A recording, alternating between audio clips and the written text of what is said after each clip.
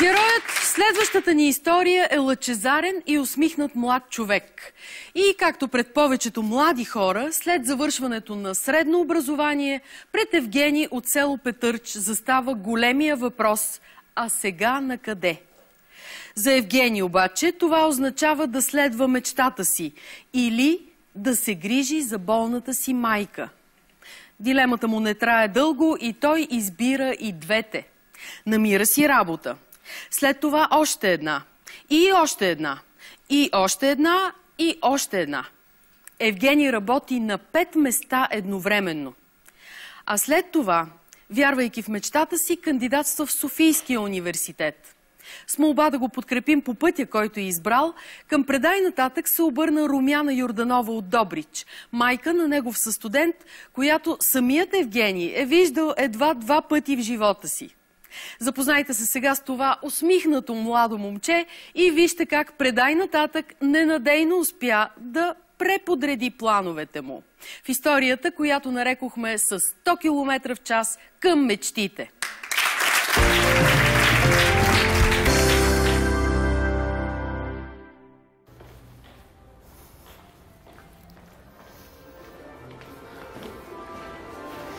Здравейте.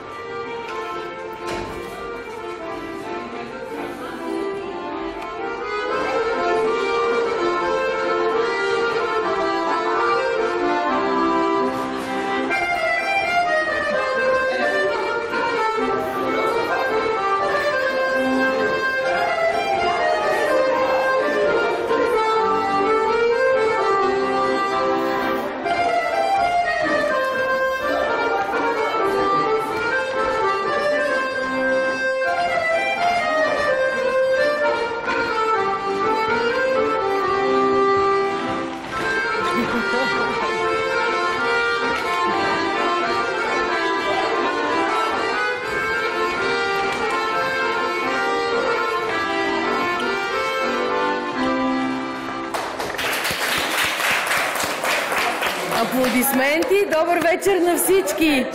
Тук сме в търсене на един наш герой и аз нямам много колебания, защото той работи като корепетитор.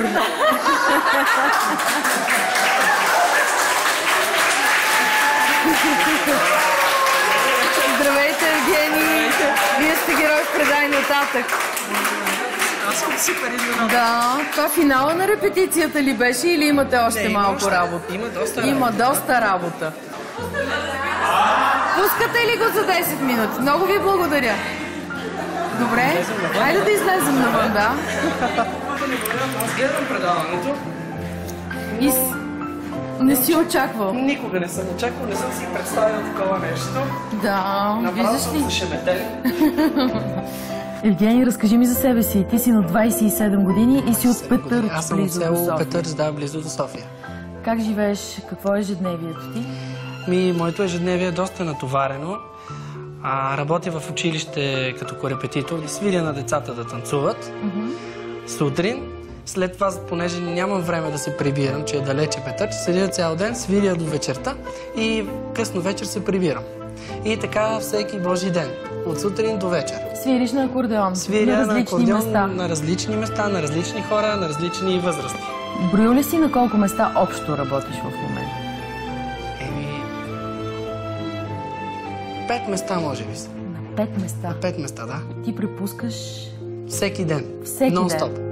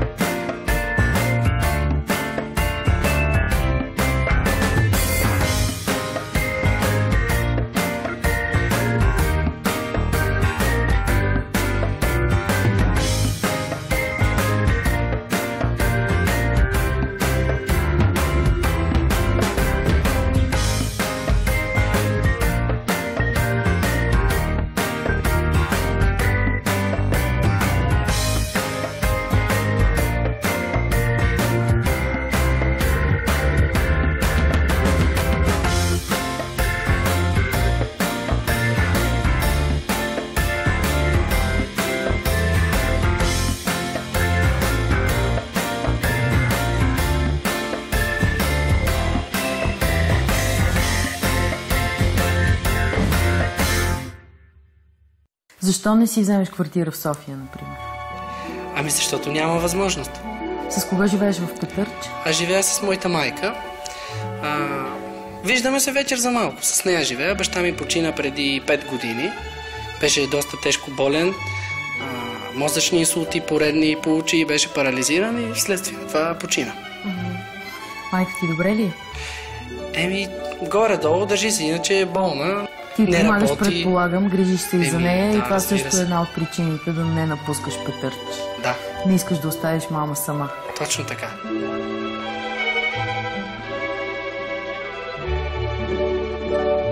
Аз съм Гинка и съм майка на Евгений.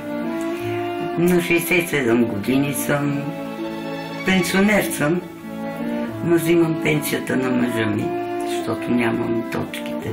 Баща му преди 17 години получи първия инсулт. Евгений беше 7 клас, 8.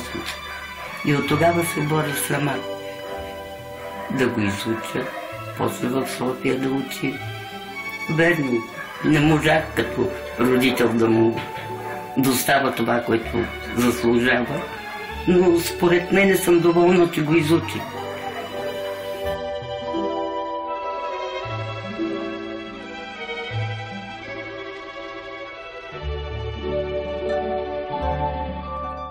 Какво си завършил? Ами средно първо завърших до 8 клас в село Петърч училището. След това завърших техникум по железопътен транспорт Никола Корчев в град София. След това кандидатствах 2 пъти в Софийския университет и на третото ми кандидатстване ме приеха и в момента съм 2-ра година студент, редовно обучение. Каква специалност? Ами педагогика на обучението по музика. И вече работиш по специалността си. Да, аз още преди да ме приемат си работя, нали, като музикант, но се надявам да завърша след няколко години и да имам самочувствие, престиж, нали, че съм музикант.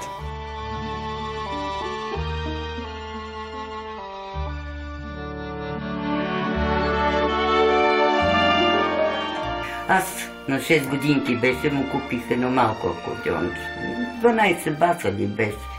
И някоя песничка такава му показах долу-горе, защото свирех на цигулка долу-горе, съм запознат от тия неща.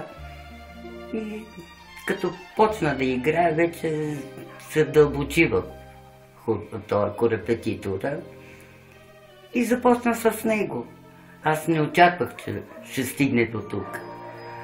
Плановете му беха към небето, към звездите.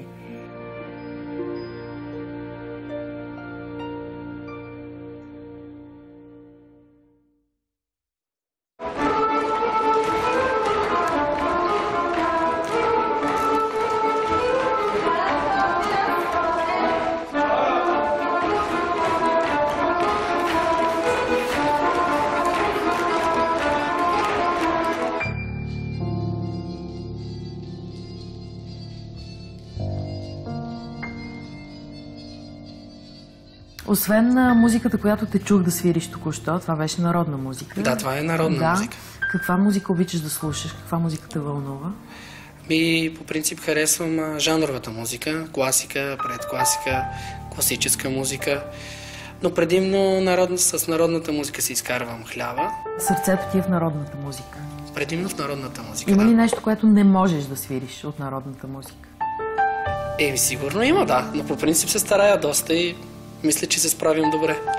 Даже този акордеон ми е когато изпадна този, който свиря в момента. Аз съм събрал пари от приятели, от много хора, което за много им благодаря на всички, които се включиха и дори има още хора, които не съм им върнал парите, минаха вече няколко години.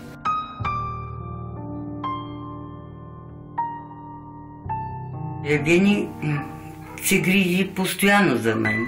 Вместо аз да му помагам, той ми помага. Аз така съм му казала, като умре баща му, че той е мъжът в къщи. Някой път си поплаквам тайно, че не мога да му помогна.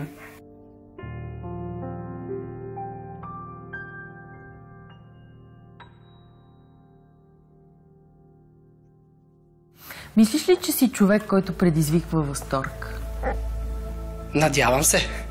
За да ни изпрати някой в живота ти си предизвикал възторга му. С какво според теб? Не мога да кажа. Зависи, не знам. По принцип не съм от хората, които са мрънкащи, оплакващи се, колкото и да е тежко положението. Стискаме зъби и се борим. Ти се бориш доста успешно. Работиш на 5 места, учиш в Софийския университет Климент Охридски. Да. Пътуваш ежедневно между Петърч и София. Да, кръстосвам София, квартали като Горубляне, от единия край на София до другия и така. Успяваш да се справиш без да мрънкаш. Много ми е трудно, ама... Да.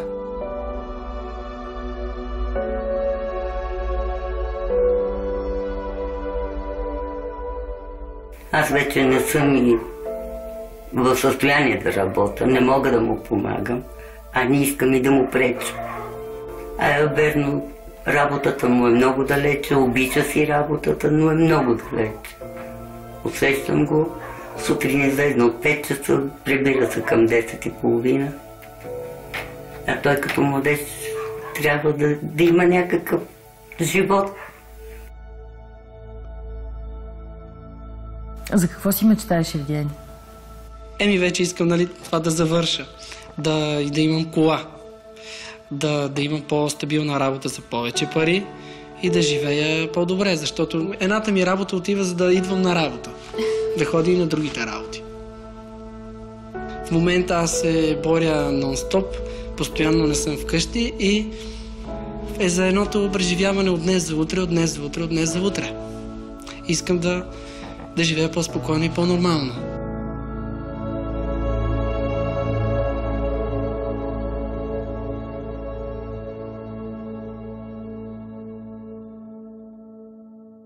Един негов колега му даде колата и записа се да кара курсовете за шофьор. Стигна до средата, до половината, ама го приеха като студент и се отказа от курсовете, за да може да следва. Не може и двете заедно. Няма как.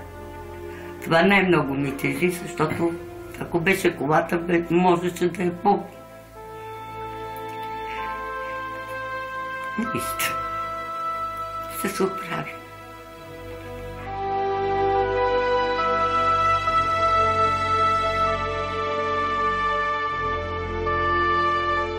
Ти работиш много. Аз работя много, да. За това, че полагаш усилия и колкото и незначителен да ти се струва резултата на този етап, съм сигурна, че при труда, който си готов да положиш, ще сбъднеш всичките си мечти. Дай Боже. Всичко бих дала. И живота бих си дала, стига само да може да успее. Добре, аз се надявам, че ще измислим начин да те зарадваме и ще се видим отново след седмица-две. Благодаря ти. И аз благодаря и съм супер изненадан. Не съм го очаквал, даже така наперено си свирих и очаквах да видя как ще се развият нещата и кой ще бъде герой от предай нататък. Някой от танцуващи. Да, със сигурност си мислех, че не съм аз. Добре, беше ми драго. И на мен беше много приятно.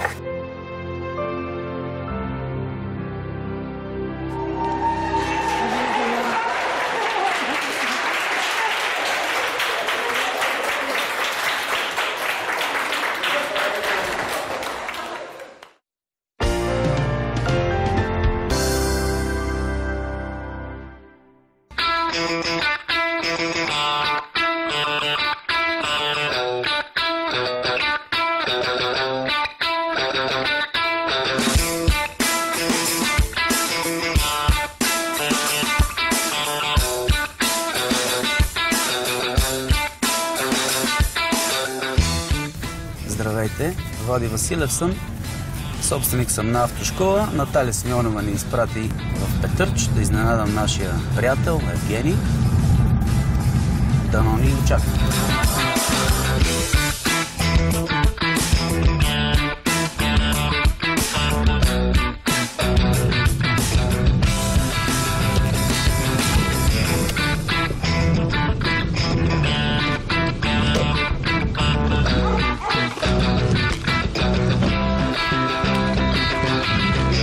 казвам се Влади Василев. Приятно ми да се запознаем. Наталия Симеонова ме изпрати и ми каза, че една от мечтите ти да управляваш автомобил. Да. Тук съм за да ти подаря един шофьорски курс в нашата автошкола. Супер. Изненада. Готов ли си да започнем? Да. Добре, тръгвам. Заповядай. Тук, отпред.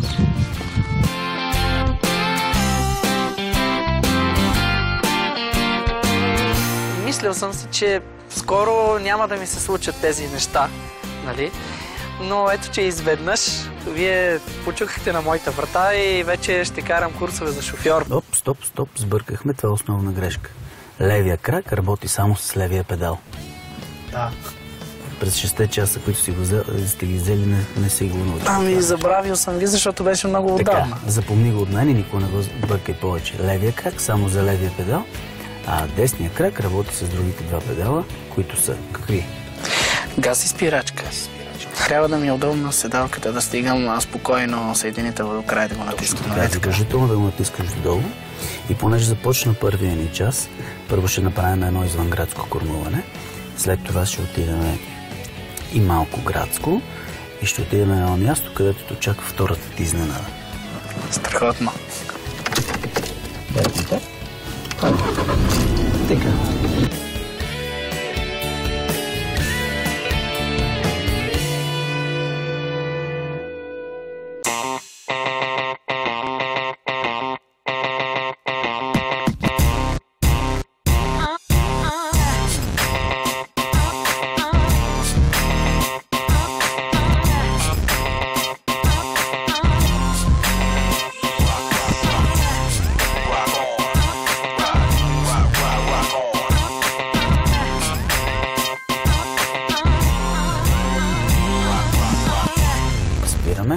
Изключваме от скорост, дърпаме ръчната.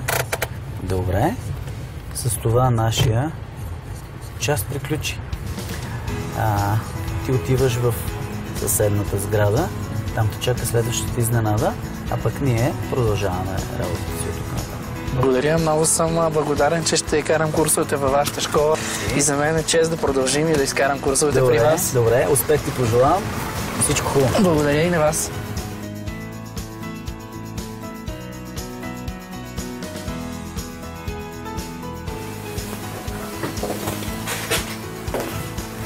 Евгений, здравей! Добър ден! Добре дошъл при нас, в нашия офис. Разбрах, че току-що е минал твоя първи урок по кормуване. Точно така, да. Как беше? Много приятно, много добре беше. Ти все още нямаш свой автомобил. Да, нямам. Ние искаме да ти помогнем в избора на такъв. Заповядай при мен. Благодаря. Ето, заповядай, седни тук.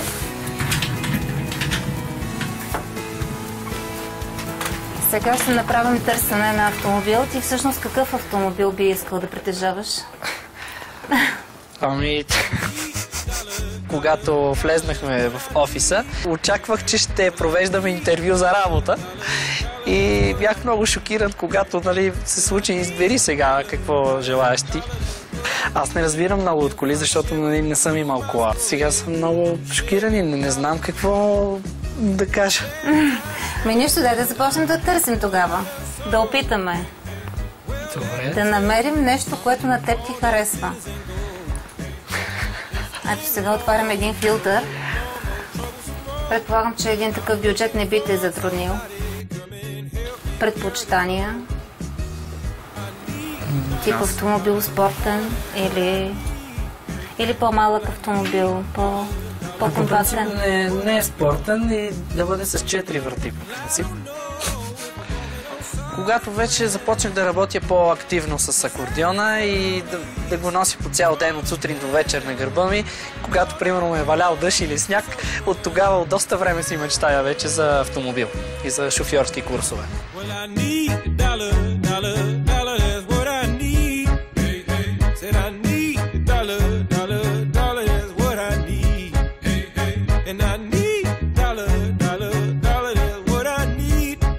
Този автомобил устройва ли те? Да. Покрива ли се по някакъв начин с твоите представи за автомобил, който би искал да притежаваш? Да. Имам честта от името на целия екип да ти предоставя финансиране, с което можеш да си позволиш този автомобил. И той да стане твой. Много благодаря. Така че, наистина, Страхотно. да направим... Уникална изненада. Чувствам се супер много изненадан. Въобще не очаквах тези изненади, които ми се случиха днес. Много съм щастлив. Заповядай. Това е от нас. Много благодаря. Желаем ти безаварийно шофиране и да полетиш на мечтите си, да не ги забравяш и да продължаваш все напред. Благодаря много. Все така. Наистина мечтите се сбъдват. Това, което ми се случи днес в рамките на няколко часа, не съм си представил в близките 5 години, може би, да ми се случи, а то се случи днес за много отрицателно време. Наистина мечтите се сбъдват с Предай нататък.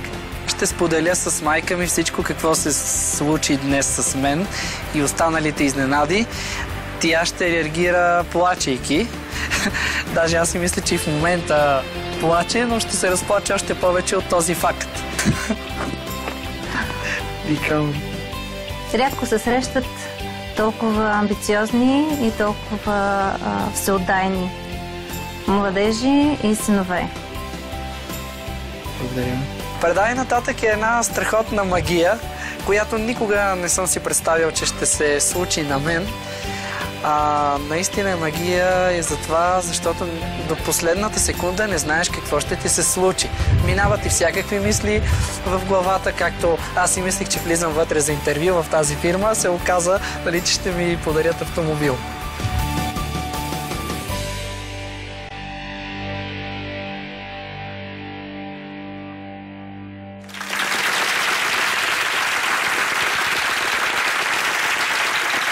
Сигурна, че нещата така, както Евгений ги вижда, започват да се подреждат.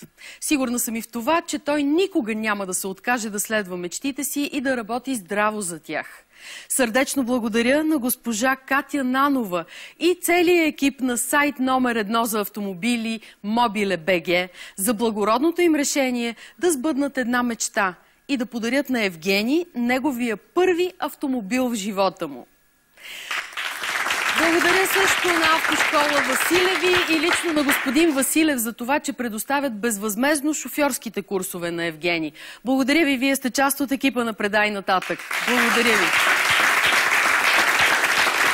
Всички ние пожелаваме на Евгений един ден да настъпи гъста до край и да полети към мечтите си.